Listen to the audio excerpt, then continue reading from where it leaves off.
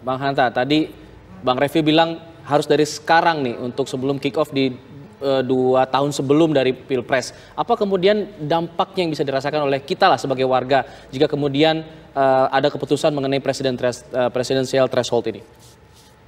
Ya, betul. Kepastian terkait dengan regulasi pemilu itu harus segera. Ini jangankan menunggu 2 tahun. Soal Pilpres sudah ramai, soal Capres sudah ramai sejak sekarang. Dan 2021 ini akan semakin ramai bicara soal kandidasi. Dan tentu sebelum bicara kandidasi, kandidat tentu adalah soal aturannya. Nah, soal ambang batas pencalon presiden ini kan bukan hal baru. Yang kerap kita persoalkan adalah saya pada posisi ini kan soal berdemokrasi, cara kita menata sistem berdemokrasi kita khususnya dalam politik elektoral, dalam pemilu. Yang pertama, kalau saya sedikit membedah tentang lebih banyak manfaat secara politik, moderat atau manfaatnya, tentu ini kalau dianalisa, kita melakukan kajian, ini mudarat politiknya jauh lebih besar kepada sistem berdemokrasi kita, kepada hak warga negara, kepada orang-orang terbaik di Republik ini yang ingin mencalonkan jadi calon presiden. Ya, kan di Undang-Undang Dasar pasal 6A itu jelas sekali ayat 2 itu adalah setiap partai politik. Nah, kenapa tidak dikembalikan partai yang sudah melalui mekanisme yang sangat cukup berat ketat itu yang terpilih menjadi partai peserta pemilu itu diberikan sesuai Undang-Undang Dasar memiliki hak untuk mengusung calon presiden. Nah, yang terjadi jika ada ambang batas apalagi 20%, ini sudah ada oligarki kuadrat. Jadi proses kandidasinya ini mengalami oligarkis kandidasi. Saya mengistilahkan proses kandidasinya itu sangat oligarkis. Ini yang memberikan dampak negatif kerugian yang sangat besar kepada sistem kita berdemokrasi. Yang kedua, ini juga akan mereduksi, mendegradasi hak politik warga negara yang ingin mendapatkan kita, termasuk saya, Bang Refly, Alfat, semuanya kita mendapatkan pemimpin yang terbaik. Nah, kita diberikan dengan pemimpin yang sangat terbatas calonnya. Mungkin hanya 2 seperti 2019.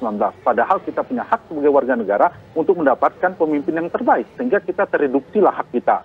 Yang ketiga adalah yang mengalami kerugian politik ada orang-orang ingin menjadi calon presiden. Tidak memiliki partai politik tetapi dia capable, dia punya rekam jejak yang kuat. Juga mereka mengalami kerugian politik sehingga tidak punya hak. Misalnya ada partai yang besar, dia sulit menerobos di sana. Untuk mengikuti partai lain tidak bisa. Beda kalau ternyata ada 10 atau 10 partai, ada 10 pipa alternatif yang bisa menjadi jalur untuk pencalonan.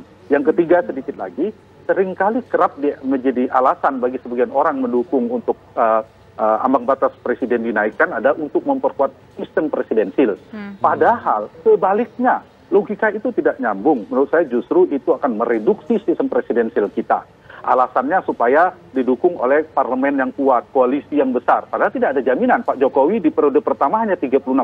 Pak SBY juga kecil. Tapi di pertengahan jalan justru partai merapat banyak mendukung. Pun sebaliknya, partai bisa datang dan pergi. Tidak ada kaitan dengan koalisi di awal pencalonan. Dan dalam sistem presidensil, beda dengan parlementer. Tidak ada peleburan, penggabungan bahwa sistem eksekutif atau presiden itu merepresentasikan kekuatan di parlemen. Sehingga tidak ada kaitannya, dia terpisah masing-masing, tidak melebur.